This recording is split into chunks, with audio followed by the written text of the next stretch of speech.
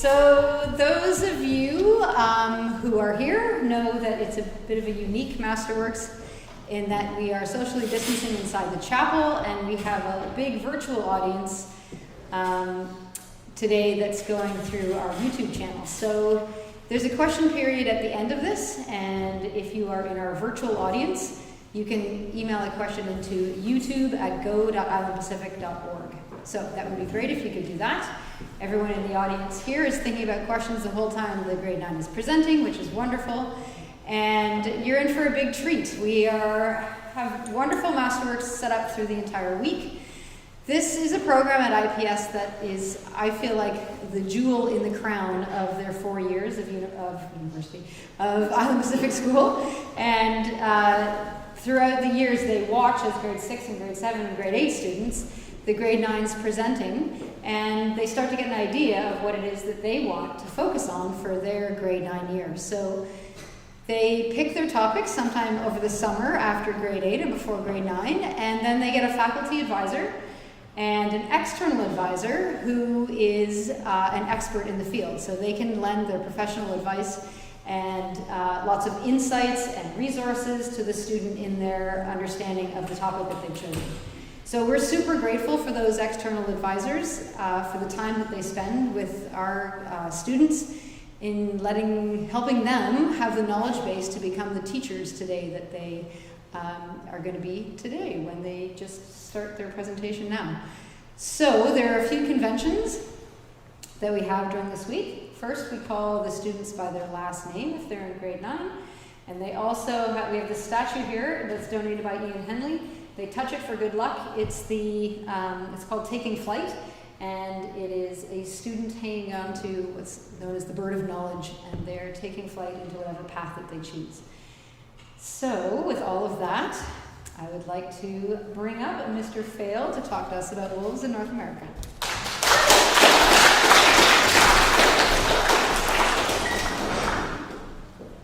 I have always loved dogs. I love dogs. And ever since I was young, I have consistently pestered my parents to get a dog. Unfortunately, they have always had a response that was not favorable to this desire.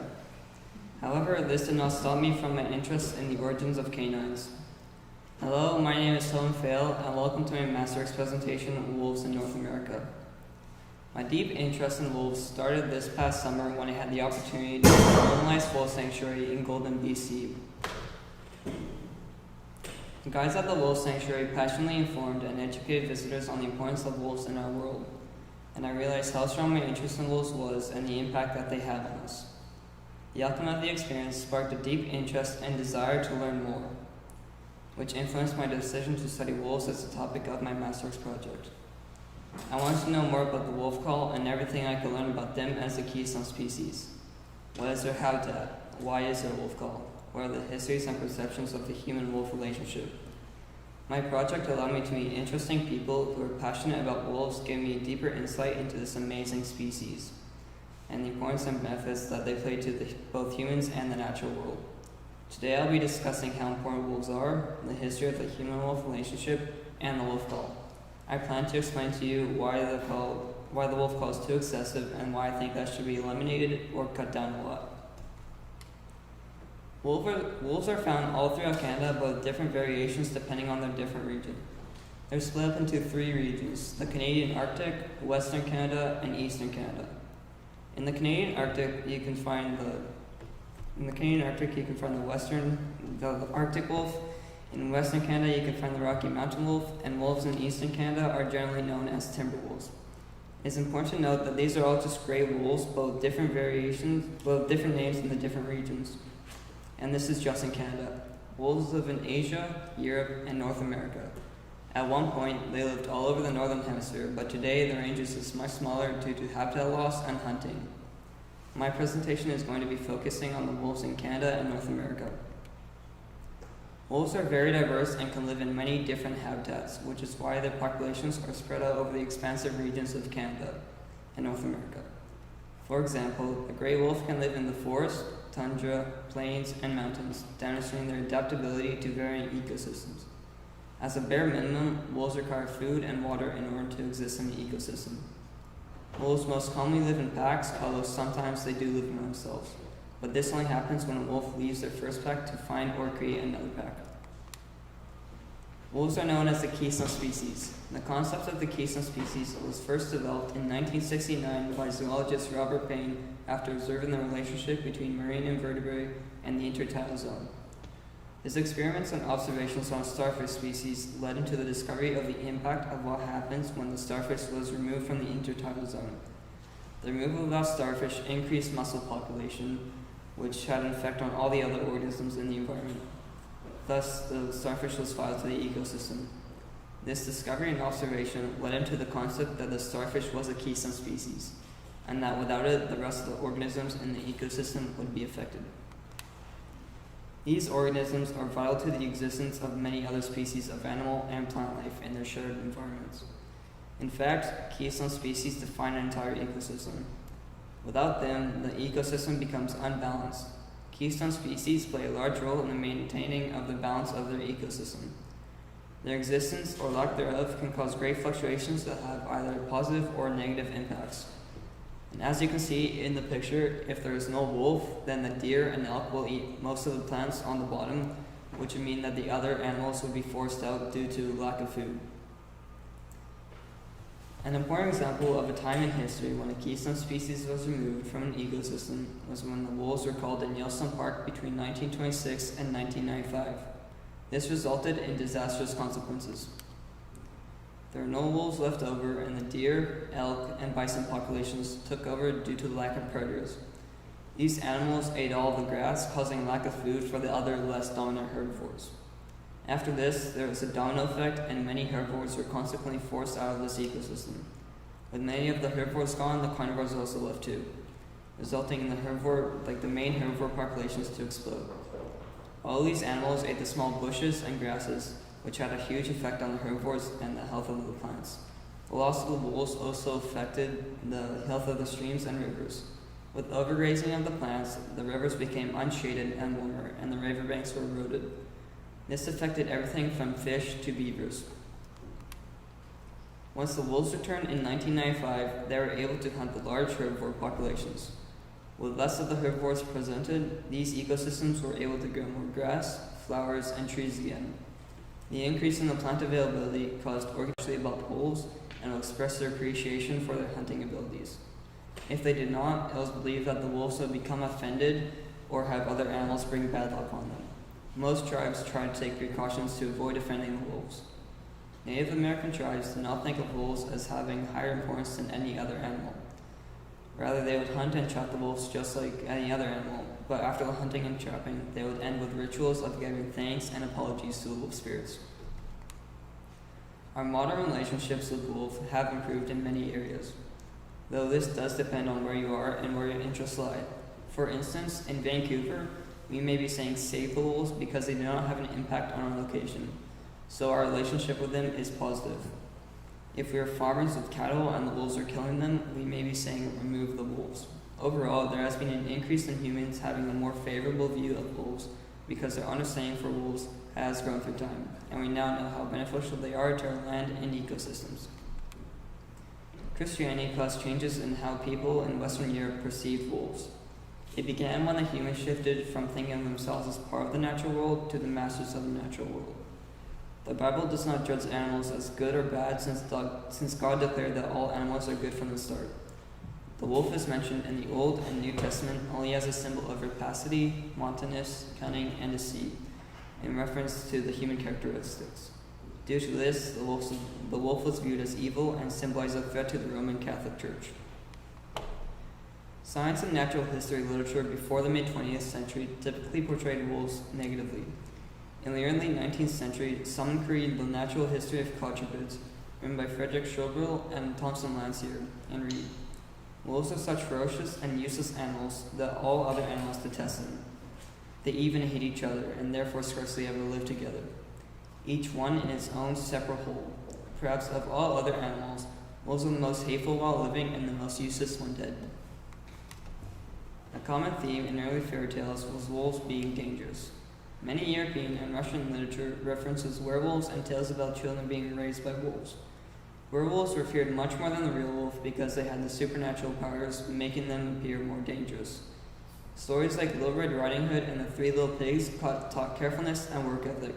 These stories did not intend to make the wolf seem like an evil animal, but the people interpreted them as evil. This view on wolves had such a negative impact that they were not considered worthy of scientific inquiry until the mid-20th century. When European colonists came to America, they brought their fear of wolves with them based on the Old World myth and folklore. As wolves posed a threat to early settlements, they also became a metaphor for environmental challenges for the new North Americans. This negative view on wolves had such an impact that it ultimately led to their removal from most of North America and Canada. And at the same time, the native populations in North America were decreased by the settlers from Europe. After that, the settlers brought large amounts of sheep and cattle to roam the open ranges in Western America. And due to this, the wolves and other large predators began killing more livestock as they are now an easy prey. And as a result, this greatly increased the fear and hatred of wolves for the settlers, making them want to kill the wolves even more. Now, after knowing how humans came to dislike wolves, you may be wondering, how dangerous are wolves? Raise your hands if you would fear a wolf encounter. Okay, well, you shouldn't be afraid. Well, you should, but not that afraid. There's like two studies on human-wolf interactions, and both of them conclude that attacks from healthy wild wolves, they do happen, but they're very rare and unusual. Both the reports state that there hasn't been a wolf in the 20th century that kills someone. The first report documented wolf attacks around the world during the past 400 years. The authors reviewed records of human-wolf encounters from a variety of sources and conclude that historically, wolf attacks are very rare, and attacks in the 20th century were even more rare. They also reported on the four main causes of wolf attacks, including rabies, habituation, provocation, and modified habitats. The second one documented 80 cases of wolf-human interactions, both aggressive and non-aggressive, that happened in the last 60 years. 36 were in Alaska, 41 in Canada, and 3 in Minnesota. Of all the cases, none were fatal, and only 25 involved unprovoked aggression. Of those 25 cases, only 13 ended up in injury to humans. The other 55 cases mainly consisted of interactions where wolves were acting in self-defense. The findings of the report show that the majority of wolves do not pose a threat to human safety. The studies say that someone walking in wolf country has a higher chance of being killed by a dog, lightning, bee sting, or a car collision with a deer, rather than being killed by a wolf. Now I'd like to share the story of Takaya, as it shows how intelligent and adapted this species is, as well as an example of a local, modern human relationship with a wolf. Takaya is a wolf who came to a small archipelago off of Victoria named Discovery Island. It is believed that he left his pack to find or form a new one. His journey in the media's eyes started in 2012 when he was reported by locals in Victoria, BC. In May 2012, there were a series of witnesses saying that they saw a wolf traverse across Victoria and then swim to Discovery Island, which is 1.5 kilometers away. Throughout Takaya's years on the island, he adapted to the environment and was able to feed and drink from what at first was seen as impossible. He obtained his water from seasonal pools. In the winter, he drank the pools of collected rainwater, but in the summer months, those pools dried up, so he solved this problem of survival by digging down where the ponds were to find moisture in the dried up ponds. 9% of his diet was from hunting seals, and in fact, his skills benefited the rest of the island. After he hunted a seal, he would bring it inland, bringing more nutrients to other animals that would not normally have access to these. The other 10% of his diet mainly consisted of geese eggs and prickleback fish. He also tried to make an otter, but this was very difficult for him as he was a lone wolf, and wolves are traditionally pack animals, so therefore they hunt as a pack as well. In late January of 2020, Takaya was seen in the backyard of a residence in Victoria. After being checked by BC conservation officers, it was determined that the wolf was Takaya. Takaya was then relocated to a coastal habitat on the west side of Vancouver Island. The conservation officers decided not to relocate Takaya back to Discovery Island because they thought that Takaya was likely looking for a new food resource. Unfortunately and sadly, on March 24th, 2020, Takaya was shot dead by a hunter 50 kilometers away from where he had been released in late January. Cheryl Alexander, who is a producer of a documentary on Takaya, made a statement saying that Takaya's death should be a wake-up call to hunters who kill for fun, saying that Takaya will leave a huge legacy. He was providing help with people because he was probably the biggest isolationist in the world. And when she was speaking of isolation, she was referring to the ongoing COVID-19 pandemic, which at the time had recently just made everyone go into quarantine. Besides wolves dying in this way for trophy hunting, there are little to no regulations on killing wolves. In Canada right now, there is a wolf call. A call is when a specific animal is selected to be slaughtered or killed to help the population of another animal or ecosystem. As an example, in Canada, the government put a call on wolves to help boost the declining and almost extinct caribou populations in northern BC and western Alberta. This wolf call has been active in BC since 2015. However, the only way that the call could help is to kill half of the wolf population in central BC. Critics believe that the wolf call is too extensive and that the main reason for the declining caribou population is their loss of habitat due to human expansion, meaning industry growth and an increase in human recreational areas, not due to the predation of wolves. Proponents of the call believe that if we want to see long-term recovery for the caribou, we must continue with the wolf call and protect their habitats at the same time. Like I said, there is a call on wolves to help protect the caribou populations as their populations are low.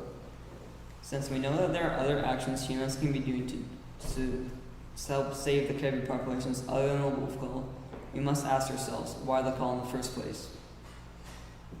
The government put the call on wolf into action because of the low caribou populations caused by the wolves getting into the caribou ranges and killing them. I should say some wolves, not all of them. This made the government put a call on wolves instead of looking into how until the wolves got there. Moreover, calling wolves is the cheapest option in raising the caribou populations, so that is partially why the government went ahead with this method. Currently, the only other thing that the government is doing other than calling wolves is putting caribou into maternal penning areas. These areas are giving the caribou a safe area they can't be reached by other predators so they can repopulate to have higher numbers, enhancing their chances of survival. A few major things that the government could do to help the caribou is have less forestry, mining, and smaller recreational areas. If more planning was put into where recreational areas were, it could greatly benefit the caribou. If the recreational areas were farther away from the caribou territory, this would also allow the caribou to live in peace and not be forced out by human activities such as snowmobiling. Another way we can improve the caribou population without calls is by making logging and mining industries in BC smaller. Logging and mining activities create roads in the mountains where caribou live. There's a study that tested wolf movement, and it stated that the wolves were influenced by linear features such as streams and rivers, and that wolves were influenced even more by roads and trails that humans make. We have already experienced the wolf call in Yellowstone National Park. This call occurred because of political pressure from livestock industries of the fear that the wolves were endangering the local livestock of the farmers. The effects of the wolf call were clearly devastating to the whole ecosystem. It was only after the negative effect on the wolf call that the wolves were brought back to correct the disastrous mistake of removing the wolves in the first place. If the call in BC continues for too long, we could potentially see similar negative impacts as we did in Yellowstone. If there became a lack of wolves in the mountain ranges, this could result in an increased number of plant eaters, thus creating more competition for the herbivores, and therefore it means that it could be harmful to the caribou populations that rely on these plants for nourishment. This could also mean that the herbivores will eventually begin to die off due to rapid disease spread and inbreeding due to overpopulation. So what are the benefits of the wolf call? Besides having less predation of the delicate caribou populations, wolves can be responsible for the deaths of livestock animals, and livestock are easy targets for wolves. Therefore, the wolf call offers farmers better protection of their livestock, which ultimately results in an increased profit. This in turn means that smaller towns that rely on farming ranchlands will benefit. So now, what was going to happen on my spring break? Over my spring break, I had many interviews and a fieldwork experience planned in the Canadian Rockies in Golden, Jasper, and Canmore. But due to the COVID-19 pandemic, this all had to be cancelled. Instead, I was able to conduct virtual interviews with Carson Hewer and John E. Marriott to gain their different perspectives and insight on wolves. My first interview was with Carson Hewer, who among other films made the documentary Being Caribou and was a past president of Y2Y. He is currently a biologist in Banff National Park with Parks Canada. My second interview was with John Marriott, who is a professional photographer and wildlife conservationist in Canmore, Alberta.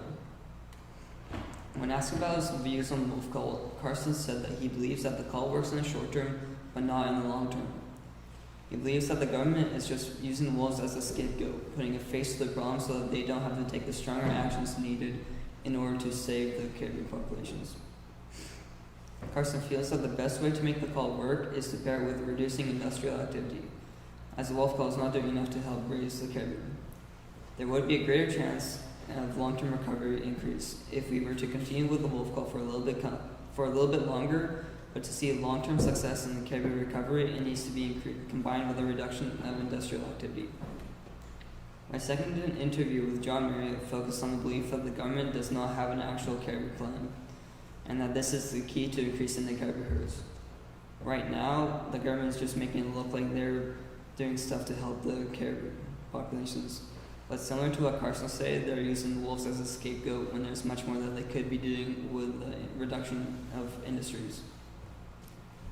To add to this caribou plan, he suggests some implementations besides only predator control. He believes actions like maternal penning, habitat restoration, as well as the potential option of letting herds of 25 to 52 fade out, but not trying to help them as much and closing down roads permanently that aren't being used, both could have a positive impact on the wolf, for the caribou. Both my interviews with Carson and John echoed the same stance on the wolf call. Overall, they think that the call is excessive and that the government is avoiding the necessary, tougher decisions in order to save the caribou populations. The only way to make the call work is to pair with the reduction of industrial activities. Through these interesting and insightful discussions, it became clear that if the government put in place a stronger caribou conservation plan, then the call could be a temporary contribution and not the sole solution to saving the caribou. A call on the wolves is like putting a bandage over a wound that will never heal. Perhaps their combined message was to improve our human-wolf relationship, and that is through education and the importance for us to experience nature. For this project, I want to explore many different aspects of wolves, like how they behave and act as a keystone species, as well as how and why humans treat wolves the way they do. The biggest thing that I took away from this project is how interesting and important wolves are to ecosystems, other animals, and to humans. My final thoughts on the wolf call is that the call is way too excessive and that it should only be limited to maybe 1 or 2 months at max. I have come to understand that the more informed people become and understand wolves, the better it is for all wilderness habitats. Knowing more about wolves would also bring awareness to what is really happening with the call and the true impacts that industry is having on the decreasing caribou numbers. What started as a spark that was ignited when I visited Northern Lights Wolf Sanctuary last summer has led to an appreciation and deeper understanding of the role that we all play in the world around us, specifically and perhaps more importantly, the role that I play. In conclusion, I'll leave us with 2 quotes from my interviews.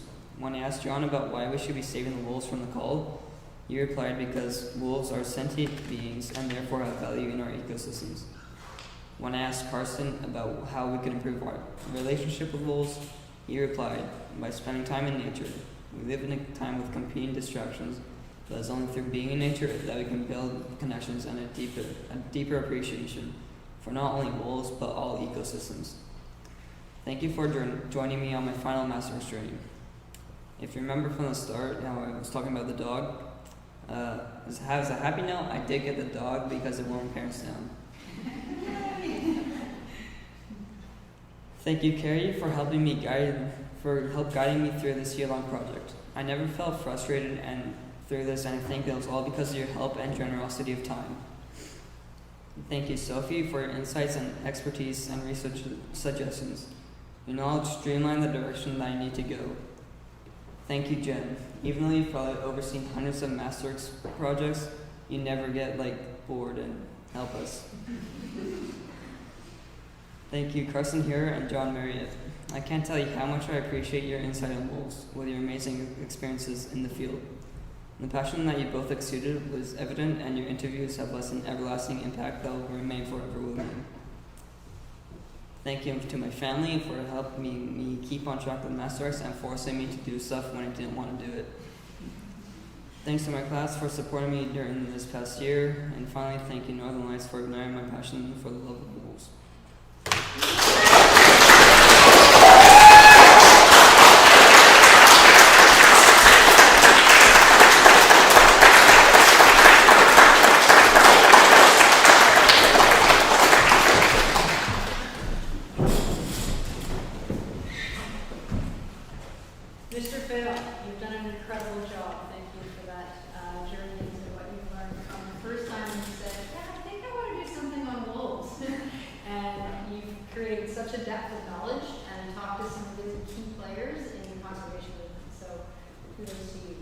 We're going to turn it over to the floor for questions, starting with your advisors. Thank you, Mr. Phil, for your excellent presentation. I just want to start off by saying, again, I'm so proud of you. It's been amazing to kind of be alongside you through this journey and see you grow as a scientific researcher and writer. It's been a lot of development has happened along the way, and I think you started not really knowing exactly where you wanted to go with wolves, and I think you've just, really discovered so much and have still so many questions left over to continue discovering, so that's excellent. I have a couple questions here from myself and from Sophie, who couldn't be here today. To start off, after all this research you have done studying on the wolves, how do you see yourself using this information in the future? Would you ever consider a career in something like conservation? For using this information in the future, I would probably be more careful of what I do that have an impact on the environments, and just probably try and go out into nature more often. Don't get happy. And to your second question, I can see me having interest and job in conservation and stuff.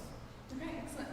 And again, what actions do you know that are currently being taken to sort of fight the wolf call? And how optimistic are you that one day we might not have to use the wolf call? We could use other methods. I am pretty hopeful that one day we won't have to use the wolf call. But right now, as I said, there's the maternal caribou stuff pending now. And that's one of the things, but it's not really fighting the wolf call, but there are a bunch of organizations that are out there that are trying to fight the wolf call. Mm-hmm. And so, yeah. Okay, thank you. Last question, what do you think we can take away as the general public? What can we take away from the story of Takaya? I think that we could take away how smart and interesting wolves are, and have a deeper appreciation for them, and sort of what kind of stuff they can do, and how they are a pretty dominant species in the ecosystems. A question for me, Mr. Fail. This is an ethical question. Is it defendable that you can kill one animal to save another animal species? I would say yes, but only depending on how low the one of the species is, and how many animals that you would have to kill from the other species. Because if it's a lot, then I would say no. But also yeah. Actually, yeah, that's my answer. It's a tough question. Okay, questions from the floor. Miss Jan, go ahead. Great presentation, Mr. Fail. I was just wondering, you talked about the 3 different kinds of wolves, and they think they're different because they live in different parts of Canada. But you said that they have different adaptations, and I was just wondering what those different adaptations were. Okay, well, don't remember saying that. But the different adaptations is like skin color and what kind of foods that they eat, sort of. And yeah. Ms. Lillis, go ahead. Great presentation, Mr. Phil.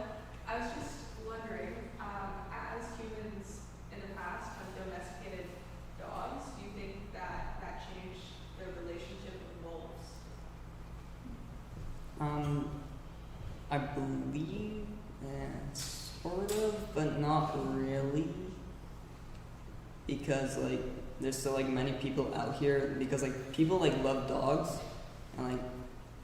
and not so many people really have the same amount of love for wolves.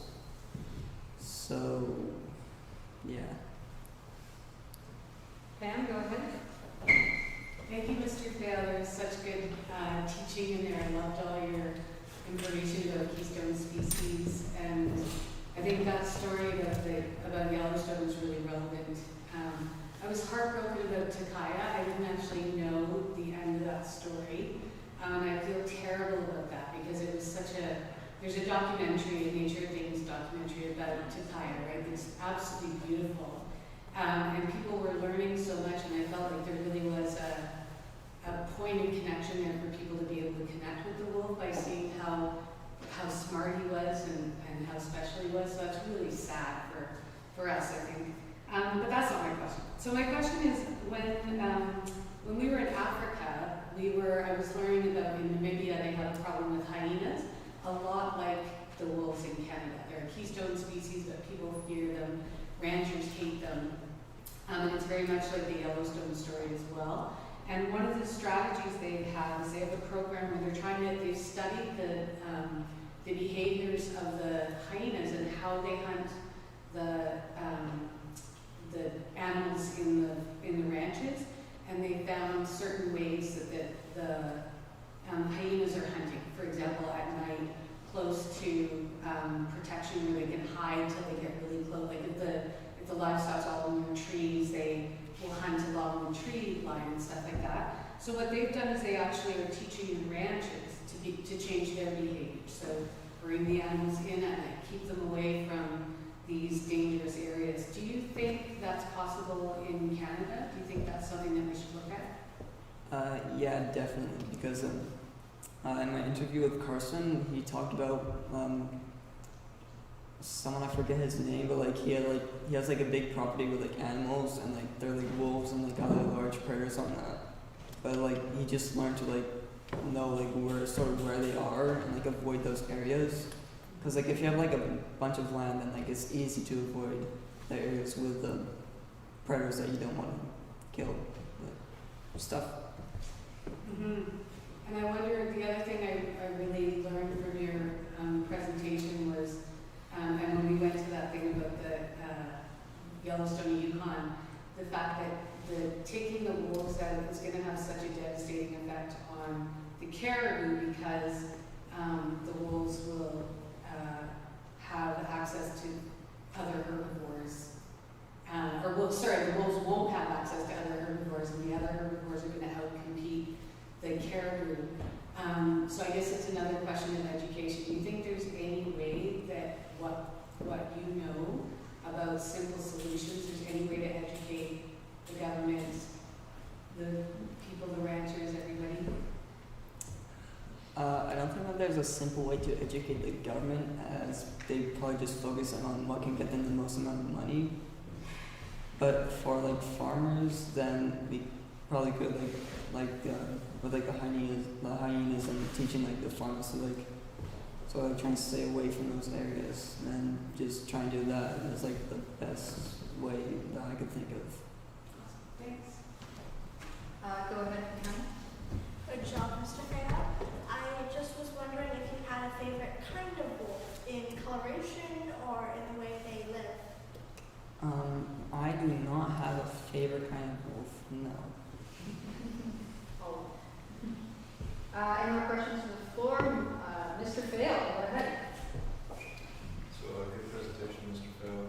I'm wondering if you think there's any way that large industry is logging and mining can coexist in BC with the wolves?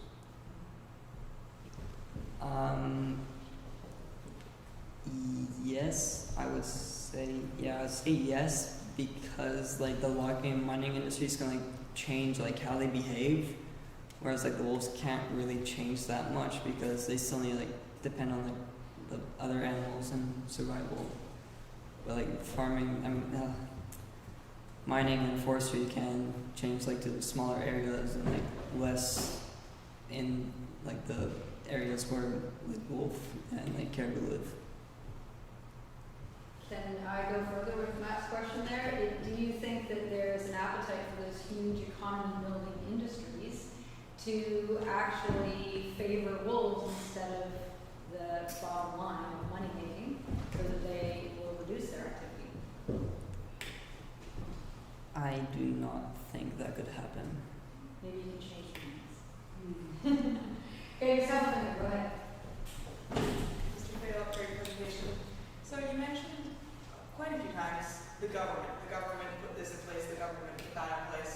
If you could say something based off of the research that you've done this year, if you could tell them something, what would you say that could convince us to work alongside that species?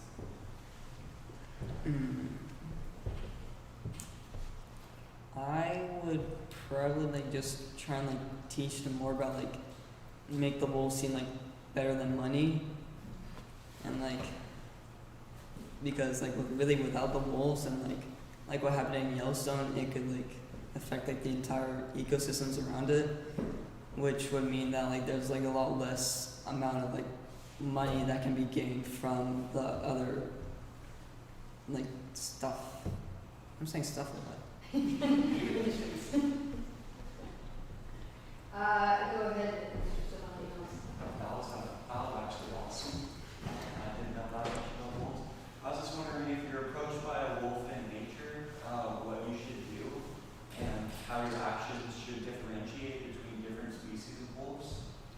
Like, should you run or should you play dead? Well, I didn't personally really like go into what you should do if you see a wolf, but from what I understand, wild wolves, like, they are kind of afraid of humans and they tend to like try and stay away from the humans.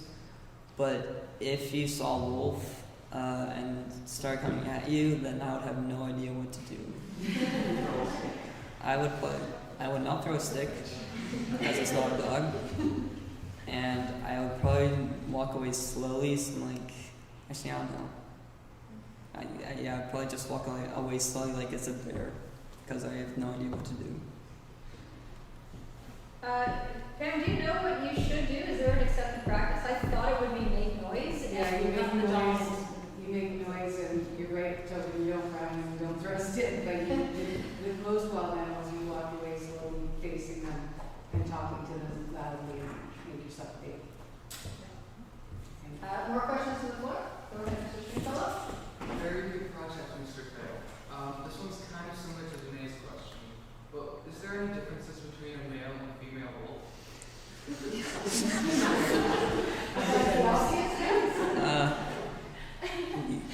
Yeah, there is. I don't really want to say that.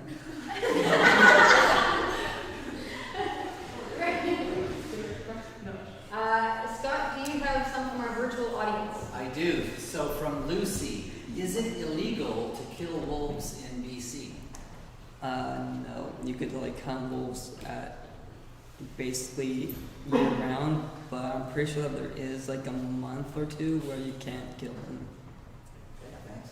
And from Nikki, what is your favorite part about wolves or feature about wolves? Not really about like wolves, like just being wolves, but sort of like that. Probably just because like I just find them cute because like they're like dogs. So Okay. yeah. And what is your favorite kind of wolf?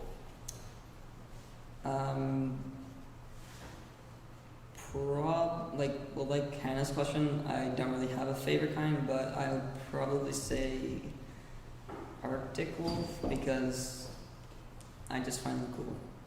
Nice. This is from Adrian. Wonderful presentation, Mr. Fail. What is the biggest lesson wolves can teach humans? That's a good question. The biggest lesson that they could teach us is probably adapt to environments and not try and be like the biggest like conqueror or something. Great. And some commentary from Ted. It's amazing the things you can learn from a 14-year-old kid. I had no idea what a keystone species is, and that wolves are in fact a keystone species. You also packed a lot into the rest of your presentation with your case study of the Yellowstone cull, your historical overview of our relationship with wolves, your fascinating story about Takaya, your review of wolf attacks, your interview with experts in the field. It was your insightful treatment of the question of wolf culls, however, that I thought was most compelling. I think you are right to warn us about the shortcomings of these.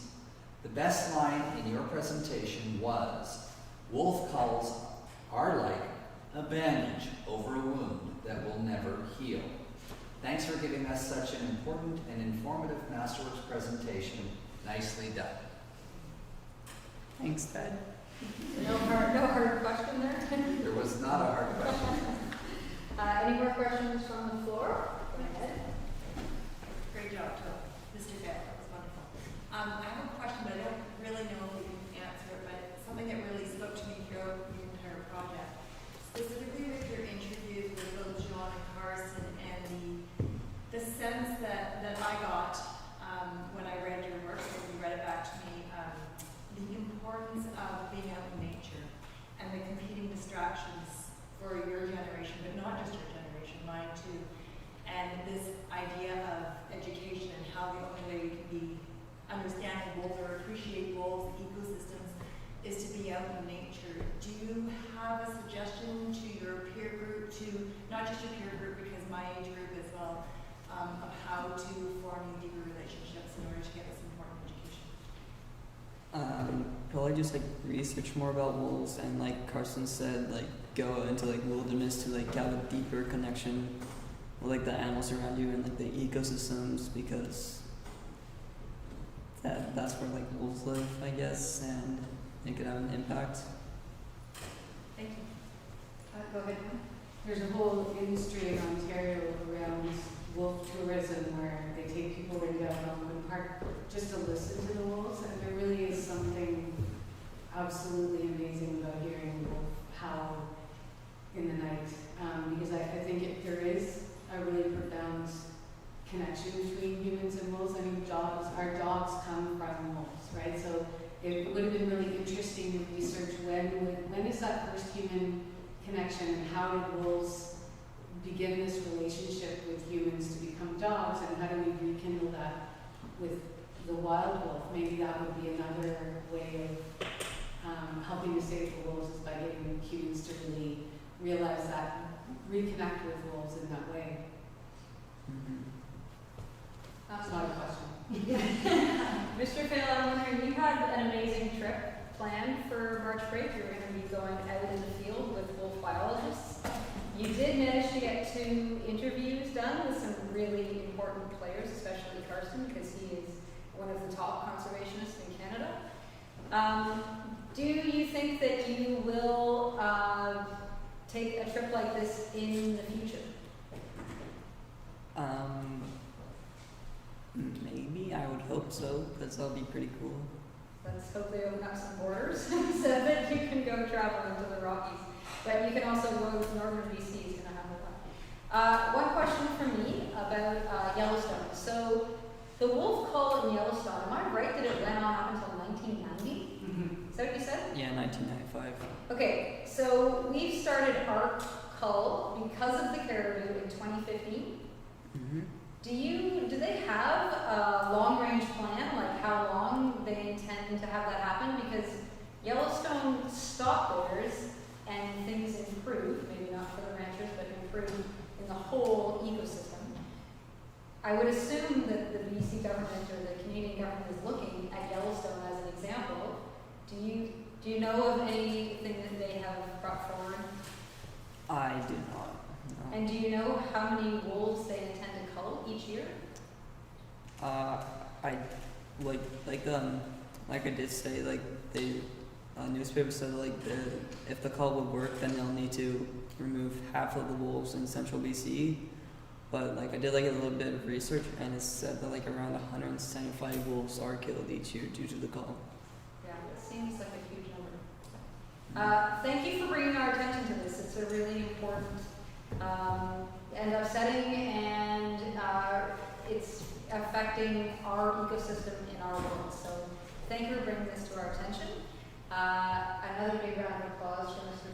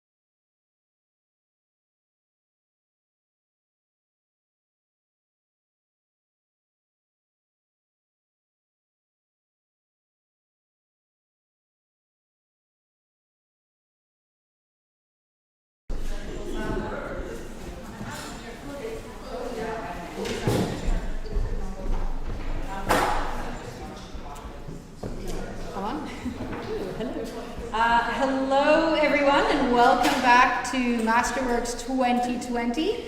Before we start with our presentation, the last one of the day, we do have a special announcement to make from our last presenter, and that is that Mr. Tobin Fail has met all the requirements of the Masterworks program at Island Pacific School.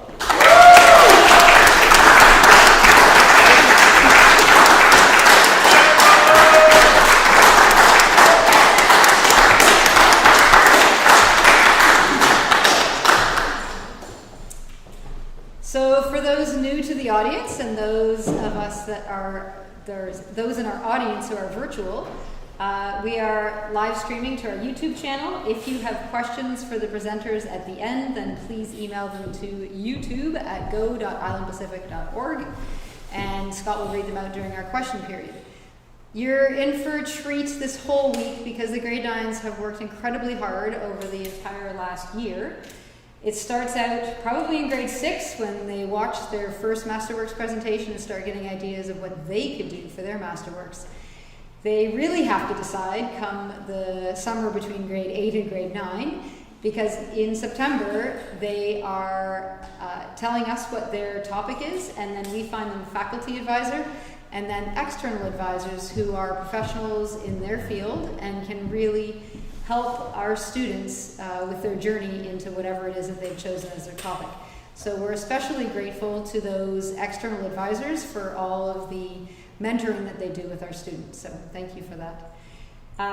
We have a few conventions. I'm jumping forward here because the kids have all written 15 to 40 page papers, really diving deep into their topics, which is pretty impressive.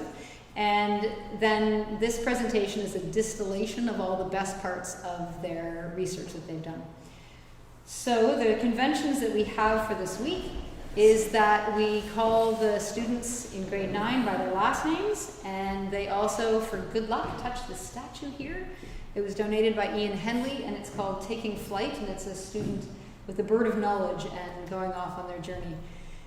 So with that, I would like to announce our final presentation for today, Mr. Colin McLean.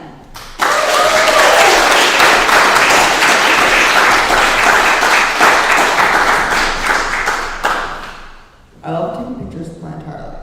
I love photobombing pictures, and later I found it fun to take photographs of nature and pets, like my dog. Now, I would like to ask you something. Who here has a phone? Great. Now, who here loves taking pictures with your phone? Great. Now, let's go back in time.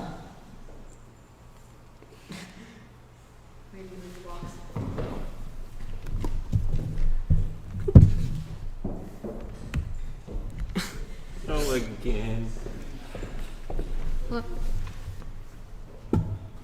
First we check if it's on. Okay, use that again. I'll stay here. We all love to take pictures for saving memories. The subjects of the pictures are identical, but people have always taken photos of people, sunsets, nature, special occasions, friends, and family. What we take pictures of has stayed basically the same, but the materials used for capturing the light have changed dramatically. Yes. Today, I'll share with you the story of the ongoing quest to capture light, from the initial pinhole camera to the first lasting photograph, to the floating process, the development of film, and finally, the digital revolution. Welcome to my Masterworks presentation, Capturing Light, the Evolution of Chemistry. People have been interested in catching light for thousands of years. The earliest known descriptions of capturing light are from the Chinese Mozi. These were written by the Chinese philosopher Mozi around 500 BC.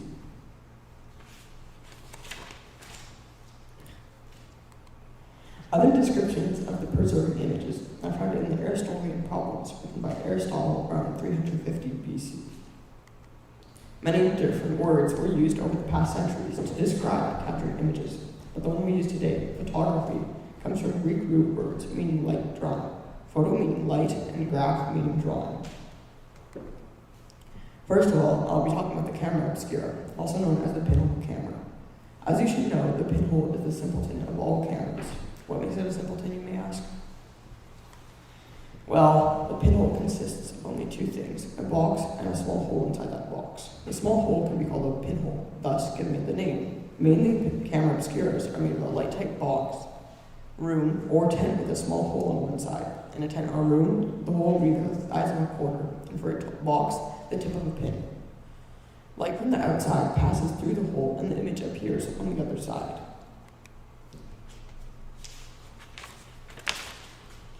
The pinhole was first studied by Adhesive, an Arab physicist who used candles to explain how the camera obscura worked. He made the first camera obscura diagram and wrote the Book of Optics in 1021.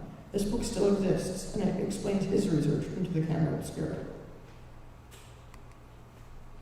Thousands of years after Adhesive found the camera obscura, people have still studied them, mainly in dark rooms and to safely watch solar eclipses. Today, you can still see the effects of a pinhole camera if you're walking in a park during a solar eclipse.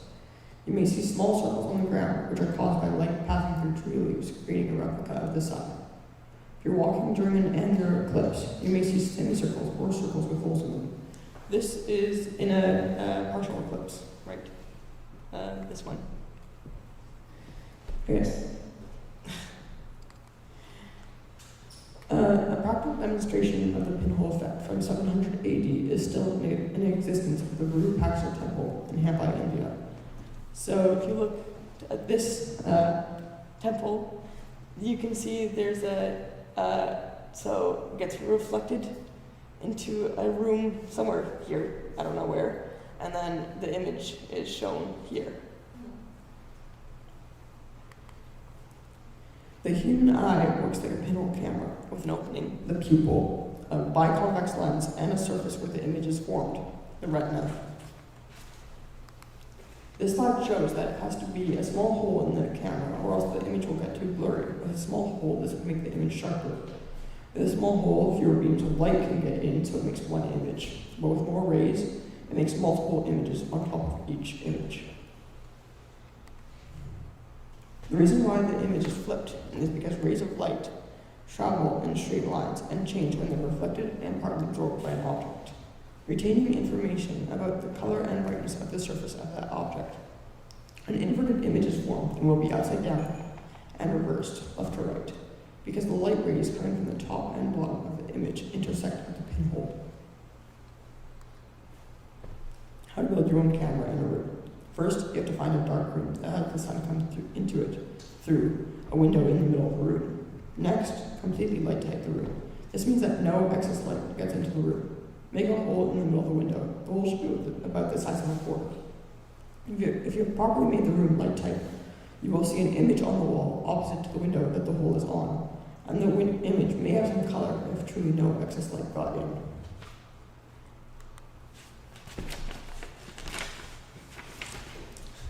This is a picture of the pinhole camera I made in a room in my house. It was quite hard to completely cover the window. I used garbage bags, cardboard, a yoga mat, a piece of plywood, and duct tape. Lots of duct tape. To take a photo of the image, you have to use a real camera. You can see my camera on the tripod right there. To get a good photo, you have to make the shutter speed slower. For my photo, I left the shutter open for a minute. We increased the aperture, and we also increased the ISO by 23,200. This is the second highest ISO. The downside of having a high ISO is that it leaves you with a grainy image. To put this simpler, we made the hole in the lens as wide as possible, and we got it to hold for a long time. And we made the light sensitivity sensor super sensitive. This just makes it super responsive to light. The reason for the high ISO is because it was a cloudy day. We could see the bus go by upside down and people walking upside down on the ceiling. It's pretty uncool. I made a few pinhole cameras. And you can make your own as well. Here are the steps. First, you're going to need a box. I used an oatmeal container and a good quality black box. If you'll be using photographic film, the back of the box should be 3 to 6 inches away from where you would be putting the pinhole. You'll get the best results this way. In the box, you'll need to cut a hole in the center, and then you'll need to take aluminum foil, tin foil, or a piece of aluminum from a pop can over that. You should then get a thumb tack and poke a hole in the middle of the tin foil. The reason why you could use tin foil is because it's opaque, which means no sunlight will get through it. And because it's so thin, it's quite easy to poke a hole into. The pinhole should be perfectly round. You should sand it. First of all, I've heard people call this photo the first photo. This is not true. It should not be called this. Instead, it should be called the oldest surviving photo that has been taken in a camera. I was told when I first wanted to research this photo, it was to capture an asphalt, but as a matter of fact, it's not asphalt, but instead a thin layer of bitumen, which was put on a polished sheet of pewter. The plate was exposed to light for at least 8 hours. It was then immersed in lavender oil, and the bitumen that wasn't exposed to light was dissolved. During this exposure, sunlight is cast on the pewter and bitumen to make a photograph or a halography. This photo from the internet has been digitally enhanced, so the image is clearer.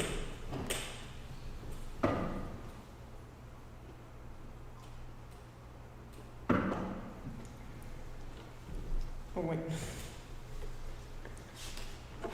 Yeah, this image is what the original photo looked like. It was taken in 1825 by Josephus Formias. That guy.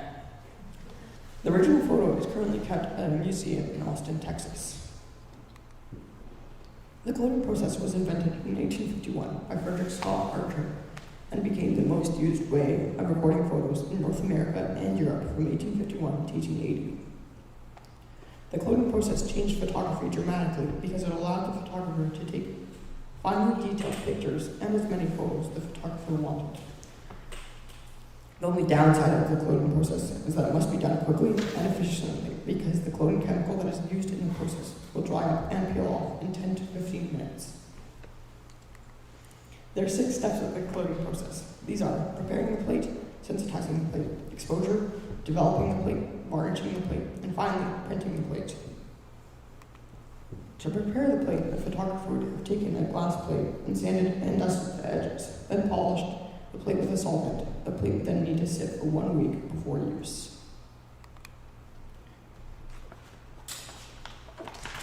After a week, the photographer would very carefully pour clothing onto the plate to sensitize it. Clothing is a syrupy mixture that is directly related to gun cotton and can also be called nitrocellulose. This is not actually cotton, it is a mild explosive. Sorry. After the clothing is poured onto the plate, the photographer would dip the plate into a silver nitrate bath for 3 to 5 minutes. Next, the photographer takes the picture or exposes the plate.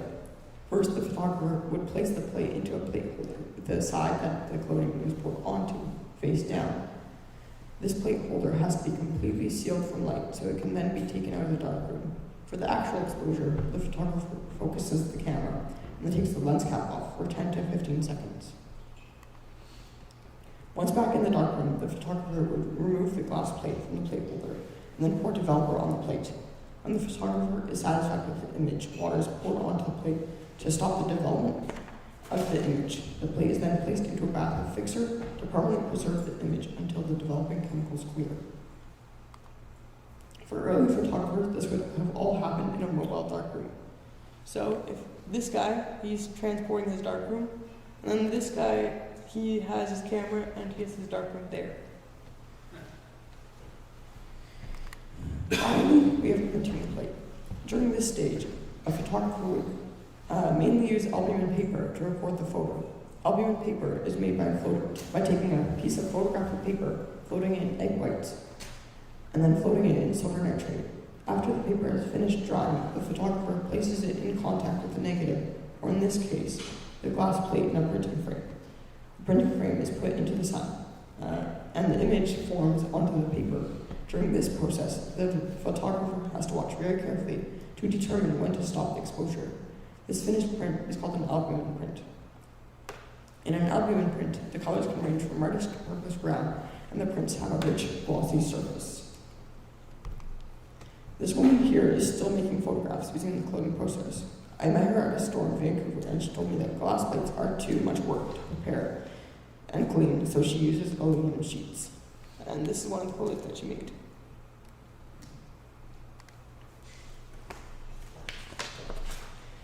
The original film was paper film and was created in 1885 by George Eastman, but the film we use today, or celluloid film, was later created in 1888. Film is made up of barriers, which are light-sensitive emulsions and filters. I will now explain how the layers within the film produce and protect it. The scratch-resistant layer, as its name states, is for protecting the film. The emulsion layer contains silver halide grains. The chemistry behind photographic film goes into the emulsion layer. I'll talk about this in the next slide. Next are the adhesive layers. The reason why I said layers plural is because there is a top layer and a bottom layer, and they both serve different jobs. The top layer is a firm, flexible plastic that provides support, and it binds the layers on top of it. The bottom layer has an anti-halation coating, which absorbs light, preventing the light from being reflected back onto the emulsion layer. Film is very sensitive, and I'm not talking about feelings. I'm talking about how that too little light can create a motion blur effect. While too much light can overexpose the film, destroying the photograph.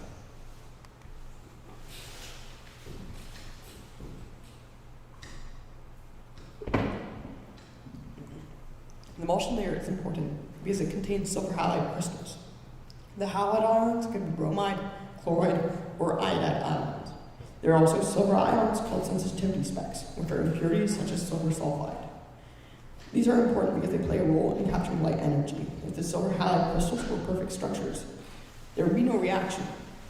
But when the structure isn't perfect, and when photons from light hit these crystals, the electrons are ejected from the bromide ions, causing the ion to be oxidized. The now free electron moves around the crystal until it reaches a sensitivity spec. The electron is then able to combine with the silver ion, reducing it to form metallic silver. The place where all this has occurred is called the latent image center. After this has happened 3 or 4 times, at the same point, a small clump of silver is formed, and the latent image center becomes stable. This creates a latent image, which at this stage is invisible to the eye. The darkroom is the place where the latent image is transformed into an image that is visible to the eye.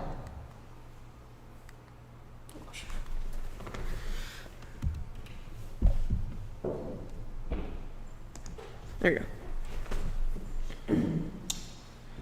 I made a video about photographic paper and to make your own photographs. So without further ado, here it is.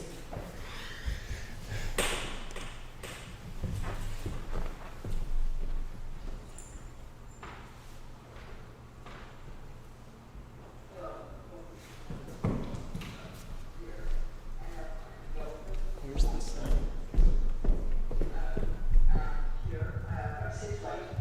Now here, I put 2 blankets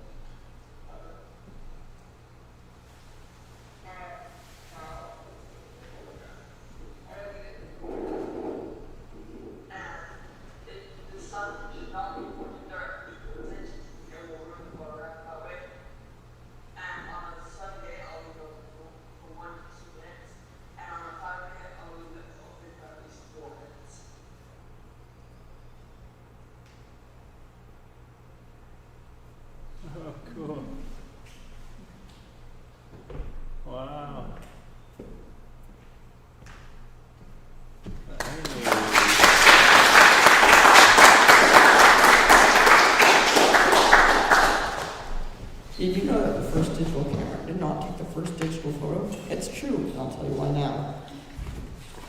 Oh wait. This is the first digital image, and it measures 126 by 176 pixels. For reference, most photos now are about 500 pixels for both numbers, like 560 pixels by 700. This photo was taken by Russell Kirch of his 3-month-old son in 1957. The photo was made by Russell scanning a photograph of his son. The low resolution in the photo is due to the fact that the computer they used for scanning couldn't store more information. That photo was the first digital image, but the first actual digital photograph was taken in 1975 by Steve Sasson at Kodak. The first digital camera was developed in Germany in 1988. This camera came from the company Fuji, and they called the camera the DS1P. This camera was not sold in stores, however, because it had 2 megabyte memory, and with that, it held 5 to 10 photos. After that, the first camera that hit mainstream consumers was in 1990. This camera was called the Dicam Model 1, also called the Logitech Photoman. The Dicam Model 1 was quite expensive, at a price of $600, as it exhibited a lowly grayscale 376 by 240 pixel resolution. For a quick comparison, one photo from an iPhone is normally 4032 by 3024 pixels. This for the iPhone X, iPhone 8 Plus, and iPhone 8. On the Dicam Model 1, there was also no preview screen, as later cameras included this. On the Dicam Model 1, the Dicam Model 1 did not hit mainstream consumers well, but the media were fascinated by it. Even though these were the first digital cameras, it wasn't until 1990 that digital cameras started replacing film cameras. The digital image sensor. The way a digital camera works is that the thing that you're taking a picture of enters the camera lens and hits the digital image sensor plate, which breaks it up into millions of pixels. The sensor measures the color and brightness of each pixel and stores it as a number. Your digital photograph is effectively a long string of numbers describing the exact details of each pixel it contains. There are 2 standard digital image sensors, CMOS and CCD. CMOS means complementary metal oxide semiconductor, and CCD means charge-coupled device. CCD sensors have been made for a longer time and produce higher quality images, but they consume as much as 100 times more power than CMOS sensors. CMOS chips are less expensive to produce, but tend to have more noise. They have some differences, but they both do the same job, and that is capturing light and converting it into an electrical signal. So to wrap up, there used to be only a select few who had the knowledge and the materials to capture light and make art with it or photographs. Since the discovery of the pinhole camera, people have worked hard to find ways to hold on to an image of what they could see with their eye and show it off to the public. While working with toxic chemicals, people discovered how to hold a perfect still image on a surface and then keep it there. This means that they could take the surface away from the image and the surface away from the light and still have an image. With this, over the years, people began taking photos with bitumen, which led to silver halide, as well as many other toxic substances. Those with knowledge of chemistry found ways to improve the capturing of light. The invention of film brought the magic of photography to the public, allowing the general population to capture images without significant cost and without needing to work with chemicals. The final leap to digital light capture, however, removed chemicals completely. It is now possible to capture light on a pocket-sized device, creating almost endless images with no cost per image, and it is all created by pressing one button. The ability to capture light is now wider than it has ever been. What started as the chemical wizardry that very few people knew has turned into a common, everyday possibility for the masses.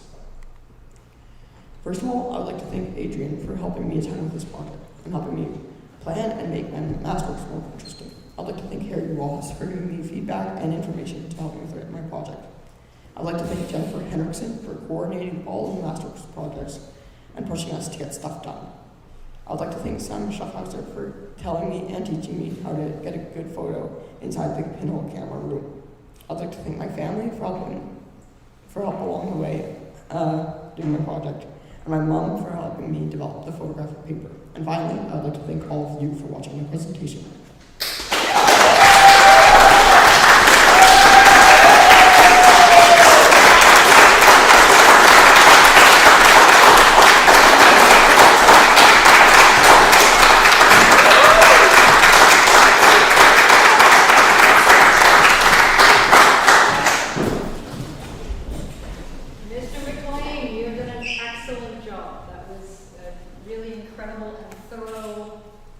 of the whole history up till now. So I'm going to turn the questions over to your advisors first and then to the floor.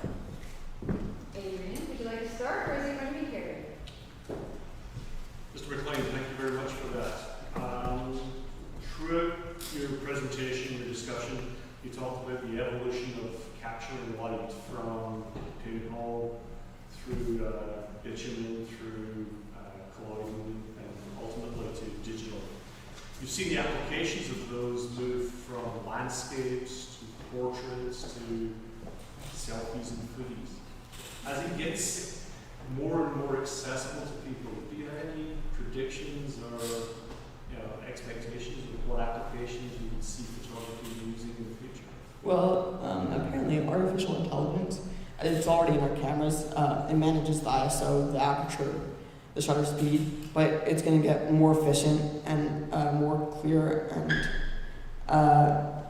more efficient and better. It'll give more photographers better images consistently in the future. And also, apparently, there's going to be immersive photography. So Google Maps already has this, but it's going to be pretty much you can be in the world of your photo. So wherever the photo is, say you're here in rainy Vancouver and you have a photo of South America, you can be in the photo and look around at the sky, at the ground, at the llamas, know the texture of their fur and everything, and it'll be way more interesting, I guess.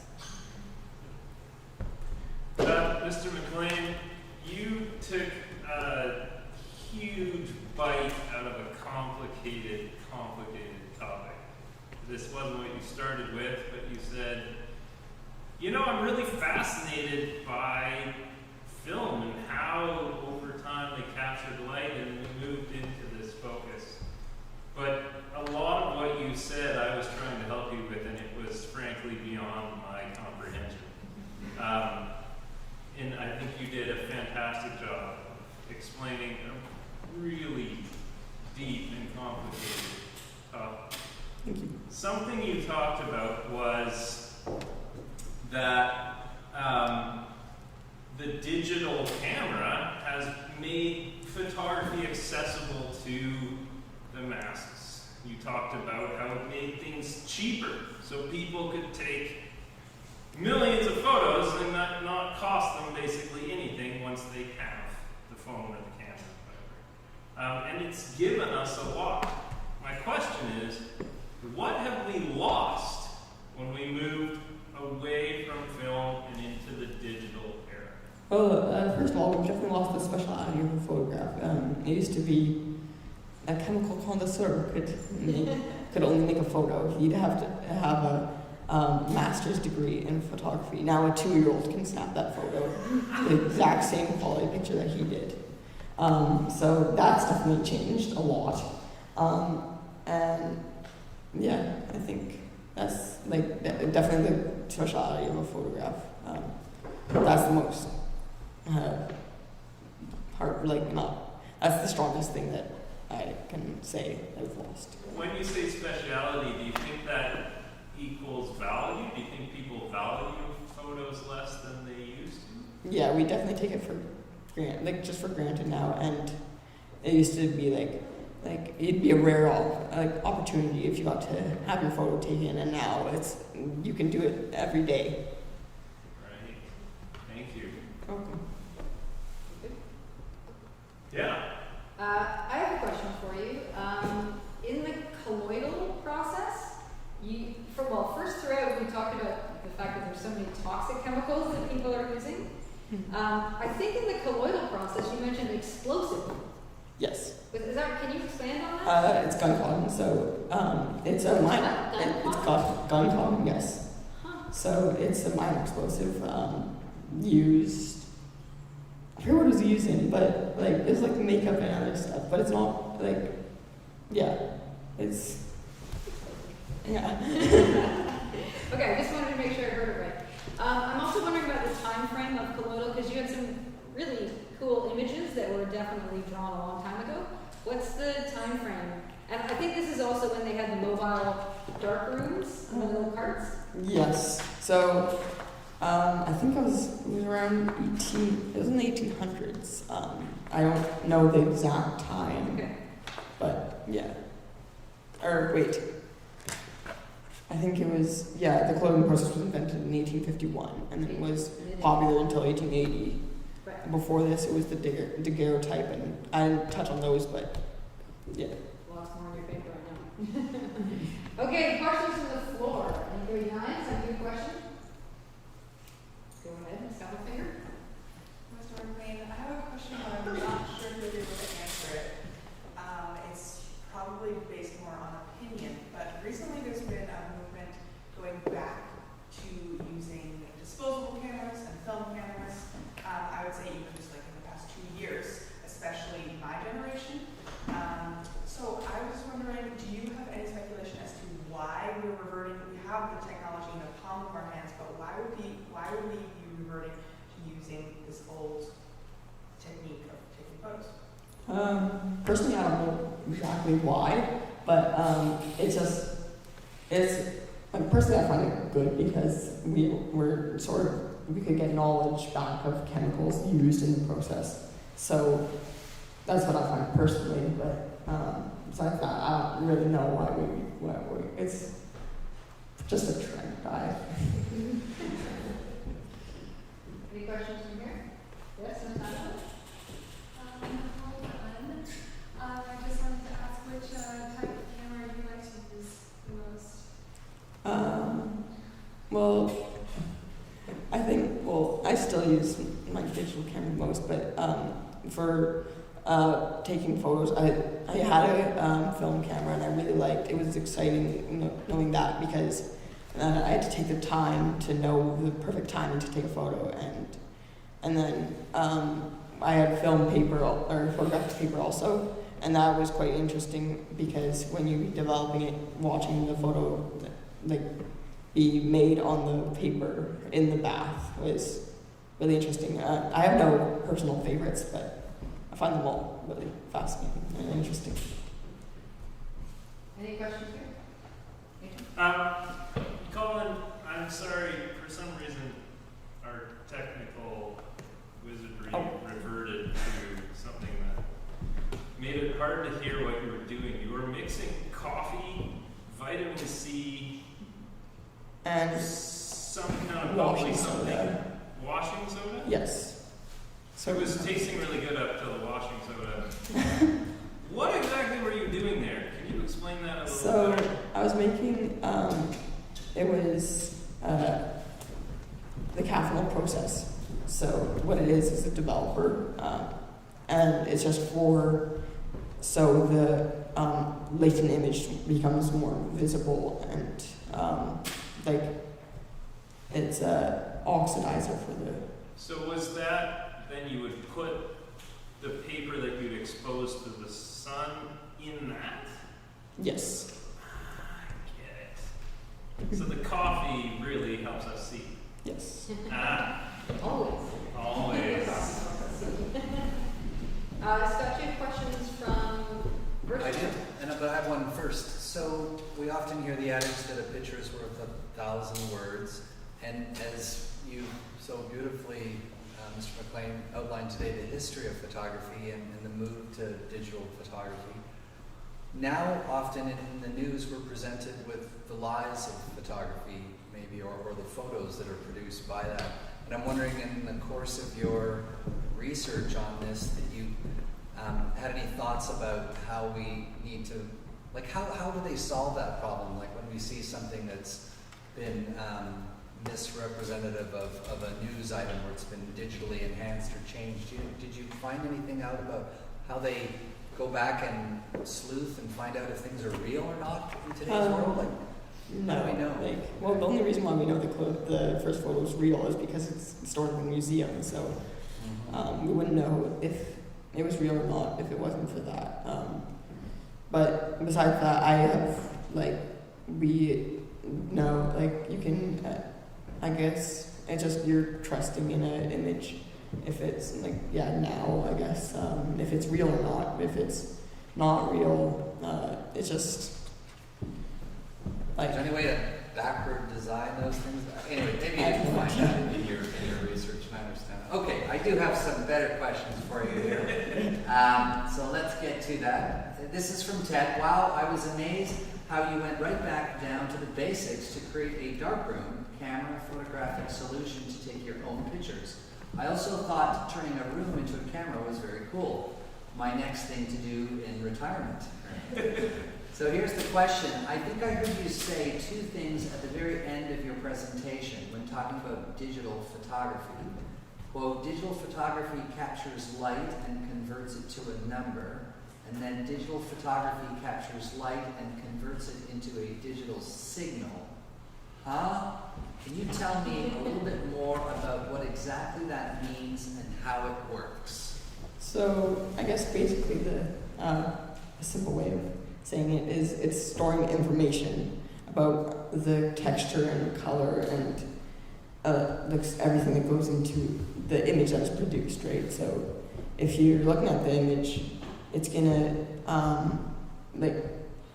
I guess, yeah, when it's all happening, it's just I don't really know how to describe it perfectly, but it's just being, yeah, I guess, stores information, which was the numbers, which is why I said the numbers. And then the numbers get turned into pixels once you try to look at the photo. Okay. So I think that would help him. Yeah. And let's see, I have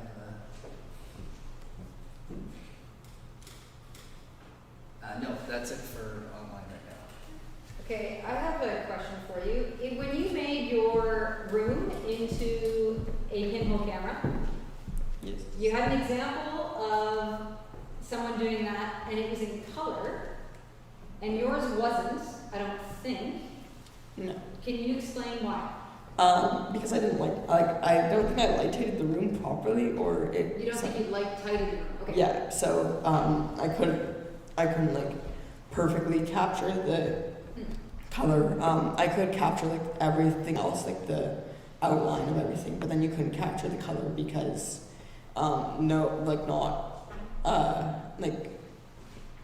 too much excess light, I guess, got in. So you would see it in color if you had really light tighted the room? Yes. Oh, cool. Yes, go ahead, so. Mr. McLean, thank you very much. That was excellent. I see some interesting looking cameras on the table. Can you tell us about those? Yes.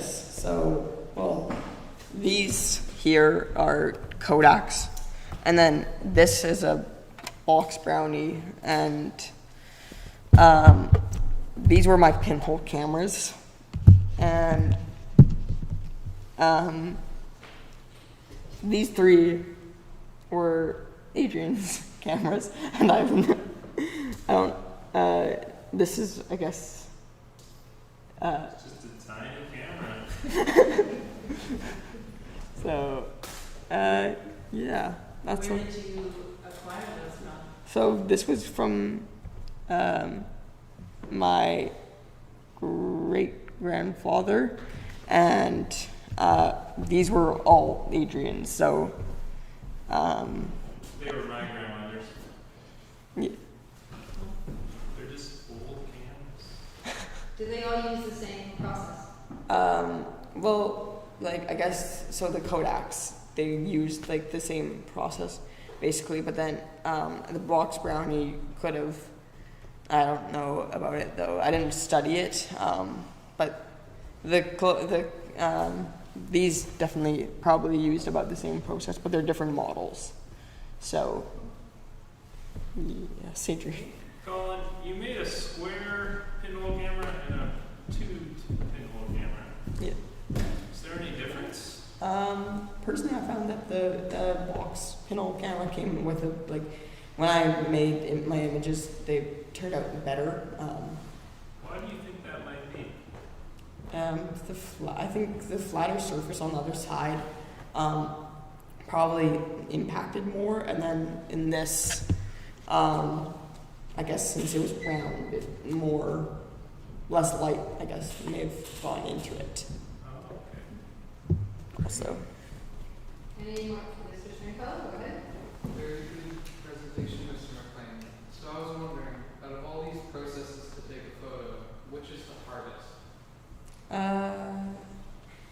Probably the clothing, which is the most stressful. The pinhole, you would just paint the image onto the wall opposite to the pinhole, because that's the only way that they had of saving the image. Yeah, so clothing was probably the most stressful, hardest, because it was stressful because you had to do everything quickly and efficiently, and then know all your chemicals and have all the chemicals there. So, yeah. Mr. McLean, can you tell me again about the glass plate method? You don't have to tell me all about it, but... Well, the image was on a glass plate, and you had to keep the glass plate in order to develop it on paper? Yes. So, and you could use tin also, and there was tin, silver, and glass that were all used. Tin and silver were, like the lady said that I met, she said that silver was way easier to clean after you captured the image. So I don't know necessarily, I think she captured the image and then transferred it onto another piece of tin. I don't know necessarily how she did that, but she did. I can tell a little story about how that relates to how precious images were to people in the past, and also how it relates to you guys taking photos multiple times a day of yourselves and everything else. There was a boat called the Endeavour. It was in the 40s, and the captain was Ernest Shackleton. Colin, they were going to the Antarctic. They were explorers in the Antarctic, but their boat got icebound. They lived on that boat for months. They finally, when the ice went out, their boat was crushed, so they had to go out on a lifeboat. And what they kept with them on this lifeboat, they months and months eating seals in the Antarctic, and they carried out a stack of glass plates that had all the images of their experiences on the boat over an entire winter in Antarctic. And they took that little lifeboat and managed over months again to shipwreck themselves on a small island and then finally get rescued. But those glass plates of the images of their entire voyage were kept and were like almost the most precious thing from their whole expedition, because it charted that this was something that made it real for everyone else. So it's just a really big difference how we view images today and how it was viewed then, because it was so difficult to get an image. We're pretty lucky to be able to get images just like that right now. Mm-hmm. Scott, do you have any more questions from our virtual audience? No? Okay. Any questions from here? Can I get a nod from the advisors whether we have a go? We have a go! I would like to announce that Mr. Colin McLean has met all of the requirements of the Alex City School Masterworks program.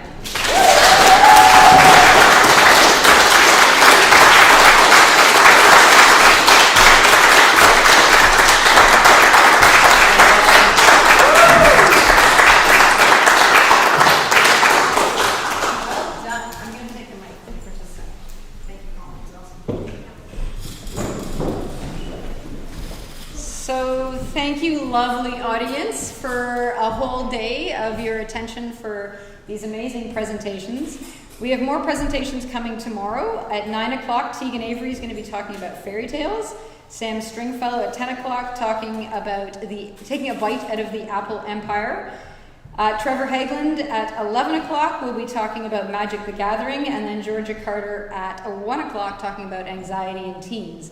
So please join us tomorrow, whether it's virtual or here at the chapel, and we look forward to those presentations tomorrow. Thanks for your attention today.